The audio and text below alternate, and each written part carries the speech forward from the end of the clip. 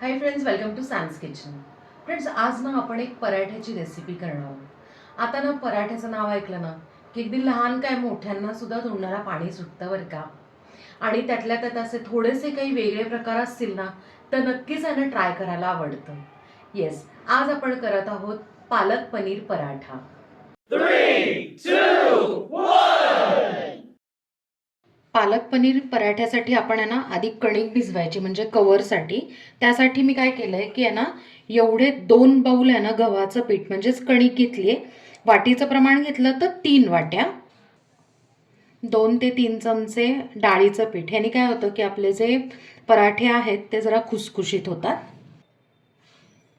अर्धा ते 1 चमचा आपण ओवा घेतलाय. तो असा हातावर आहे ना क्रश करून घेऊयात म्हणजे त्याचा फ्लेवर छान उतरतो. आणि कणकेमध्ये सुद्धा काय होतं थोडासा तिखटपणा येतो. चवीप्रमाणे मीठ, 1 चमचा तेल. आता हे कोरडं जिन्नस सगळं एकत्र करून घेऊया.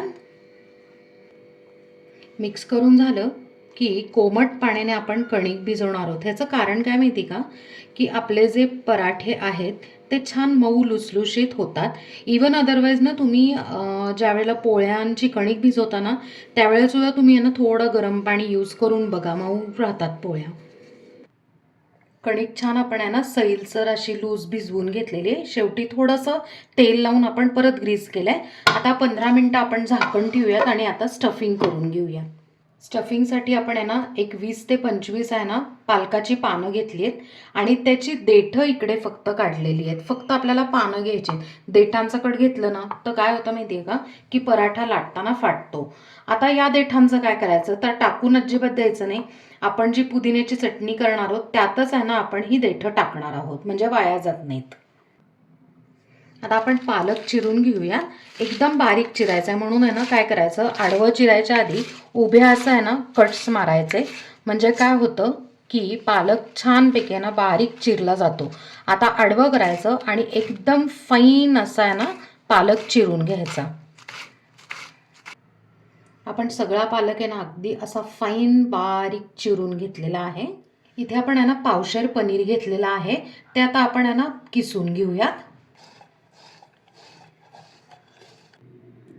पनीर किसून झालं आहे. त्यातनं आता बारीक चिरलेली हिरवी मिरची इथे मी 3 ते 4 घेतलेल्या आहेत. एकदम फाईन चिरायच्या म्हणजे पराठा खाताना असं दाताखाली लागतं. 4 ते 5 ना लसणाच्या पाकळ्या त्या आपण अगदी छान बारीक चिरून घ्यायच्या. चवीप्रमाणे मीठ, अर्धा ते 1 चमचा गरम मसाला, बारीक चिरलेला पालक. आता ना हलक्या हाताने हे सगळं स्टफिंग मिक्स करूया. पालक आणि पनीरचं हे स्टफिंग आहे ना रेडी आहे. आता आपण आहे ना पराठे लाटायला घेऊया. 15 मिनटं झालेत. कणिक छान मुरली आहे. फक्त ना एकदा आपण आहे ना छान मळून घेऊया. आपण ना थोडासा मोठा गोळा घेतलेला आहे. जेवढा ना पोळीला घेतो ना त्याच्यापेक्षा थोडासा मोठा गोळा घ्यायचा पराठ्याला. कारण आहे ना थोडीशी जास्त कणिक लागते. आणि असं थोडंसं आता लाटून घ्यायचं जाडसर. थोडंसं जाडसर असं लाटून घेतलं की ह्याच्यातनं थोडं स्टफिंग भरूया. एक मोठा चमचा मी ना स्टफिंग भरून घेतलंय. आणि जसं आपण आहे ना पुरणाच्या पोळीचं आपण भरतो ना सेम त्या पद्धतीने आपण असं लॉक करून घ्यायचंय. हे असं मोदकासारखं असं भरून घेतलं की ही जी वरची आहे कणिक ती काढून घ्यायची आणि हे असं लॉक करायचं. म्हणजे काय होतं की पराठा लीक होत नाही. हे असं लॉक करून झालं की उलटे करायचं आणि थोडं दाबून घ्यायचं. म्हणजे काय होतं की स्टफिंग जे आहे ते कडेपर्यंत जातं. आता थोडीशी आहे ना सुकी कणिक म्हणजे सुकं जे पीठ असतं ते लावून घेऊयात दोन्ही साईडनी. आणि हलक्या हाताने आहे ना आपण पराठा लाटून घेऊयात.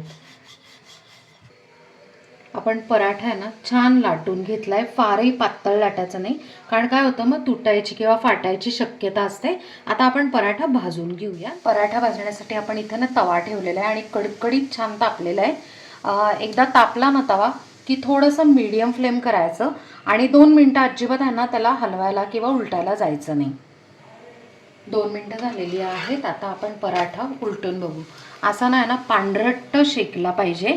आणि आता काय करायचं आहे की थोडंसं तूप त्याच्यावर घ्यायचं आणि असं तुपाने तूप टाकलं की ना स्प्रेड करायचं. तुम्ही ना तूप बटर किंवा तेल कशाने तुम्ही ना पराठा भाजू शकता.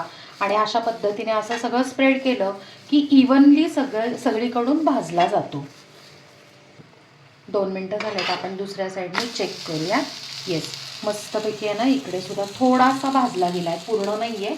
पण आता इकडे या साईडला पण आपण तूप लावून घ्यायचं आणि थोडं हलक्या हाताने प्रेस करायचं. आता या साईडनी तर पराठा छान शेकला गेला आहे, दुसऱ्या साईडनी चेक करूया. मस्त असा ना शेकला गेला आहे. बरं, आता पालक पनीर पराठा जो आहे तो शेकताना ना काय करायचं आहे, जास्त वेळ तव्यावर ठेवला तर कडक होतो. आपला पराठा भाजून झालेला आपण काढूया.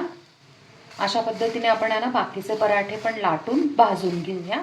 फ्रेंड्स, मस्त असे गुबगुबीत आणि चविष्ट पालक पनीर पराठे इथे तयार आहे.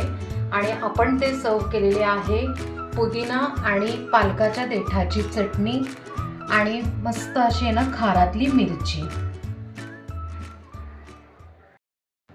काय मंडळी, कसा वाटला तुम्हाला पराठा? आहे ना मस्त. आणि असं वाटत असेल तव्यावरून मस्त आपल्या प्लेटमध्ये काढावा आणि गरमागरम खावा. नाश्ता असो, दुपारचं जेवण असो, टिफिन किंवा रात्री, पराठा असा आहे की तुम्ही कधीही खाऊ शकता.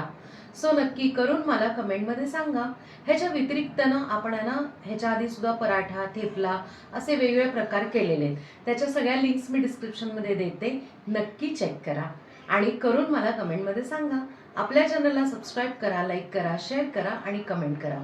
आणि बेल आयकन नक्की प्रेस करा नवीन व्हिडिओजच्या नोटिफिकेशनसाठी. थँक्यू.